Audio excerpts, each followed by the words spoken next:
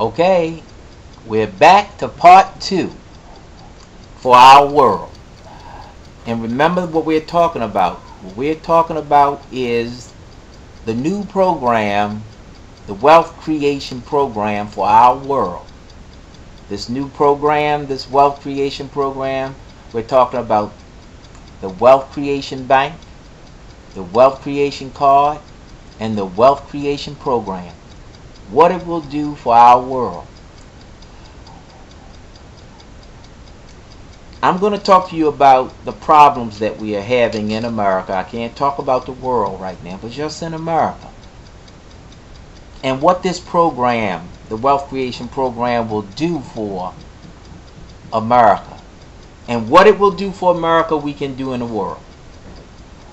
Management will provide a health creation card to 100 million American citizens who strongly desire to become middle class citizens with middle class assets for a lifetime, not for just 10 years or 20 years, but for a lifetime. The wealth health creation card's intentional mandate shall be for the personal wealth and health creation, providing financial freedom and independence as well as payments for health care services.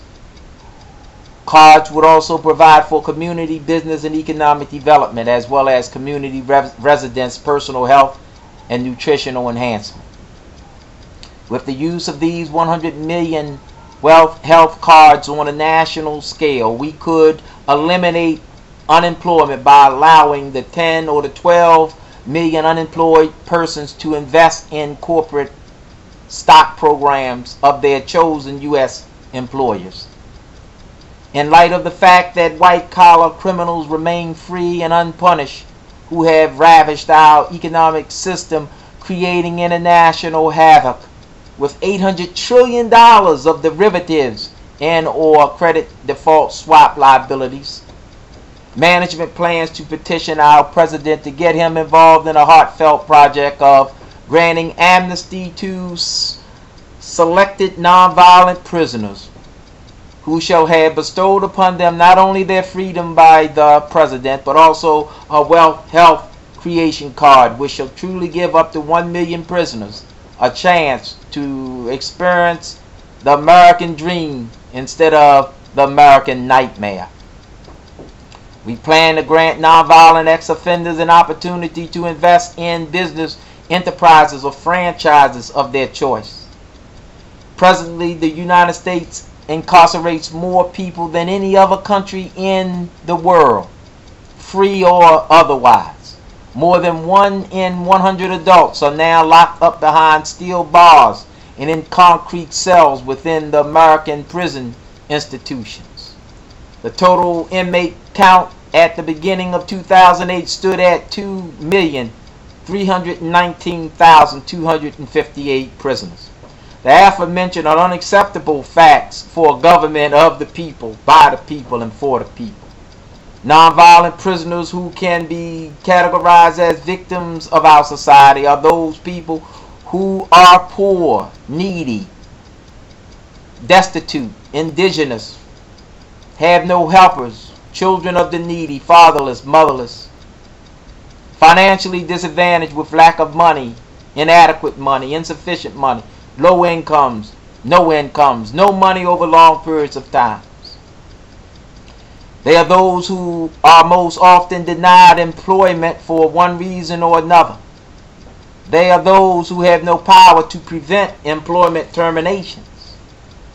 They are victims of frequent employment terminations, having no control over their employment destiny. The adult victims usually become long-term chronically unemployed. Most adults temporarily give up, and many have given up forever, living at the mercy of others. They are those people who violate parole because they don't have the money to pay the probation officer for services. They are the mentally disturbed people arrested for disorderly conduct after losing control from being filled with so much anger and disappointment and frustration and shame. They are the women who get arrested for prostitution because they get tired of living on little or nothing They want something out of life. Just like the rich people who try to get everything out of life. Then if you take anything from them, they kill themselves. They are the normal people who got in trouble with law to discover that justice is expensive and ineffective legal counsel will surely get one incarcerated. They are the addicts and the former addicts who were arrested by the police for possession of a controlled dangerous substance for which they possessed an addiction. Most often they have a history of drug dependency or drug treatment, drug-free, then relapsing. On the other hand, there are those young people who have grown up culturally deprived with no source of income from either Social Security or welfare. No Medicaid, no Medicare to obtain prescription medication to relieve the pains and sufferings from earaches, toothaches, menstrual cramps, backaches, terrible headaches, or migraine headaches. Thus, they have learned to purchase painkillers from the street drugs, the street markets, which they have become loyal to. When they are caught by the police with the contraband, they confusingly go off to jail bewildered about why they were arrested and not understanding the gravity of their illegal offenses. Notwithstanding, most often they are also shocked and amazed at the cruel and unusual punishment of the long prison terms that they receive from representatives of the justice system. Generally, none of them are prepared for the malicious and pernicious nature of prison life within the prison industrial complex. Today in America, there are approximately 50 million citizens presently living 125% below the poverty level. Moreover, a quarter of American households, or 75 million American citizens, are asset poor, meaning that during a suspension of income for 3 months, the individuals and the families would have insufficient financial resources to support themselves. Consequently, as many as 3.5 million American citizens experience homelessness in a given year. 1% of the U.S. population, or 10% of the poor, about 842,000 people in a given week. The chronically homeless population of 744,000 existed nationally, according to an article in the USA Today on January the 1st, 2007. Those with repeated episodes or who have been homeless for long periods of time usually comes from the ranks of the chronically unemployed. Sadly, during the Bush administration, a growing trend commenced in the United States towards criminalizing the state of being homeless.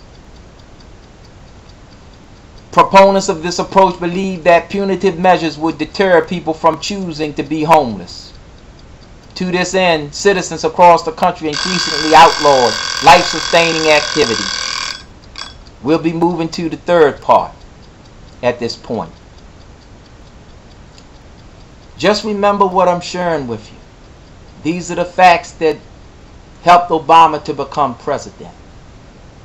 And these are the facts that we need to understand in order to get America straight and the world straight.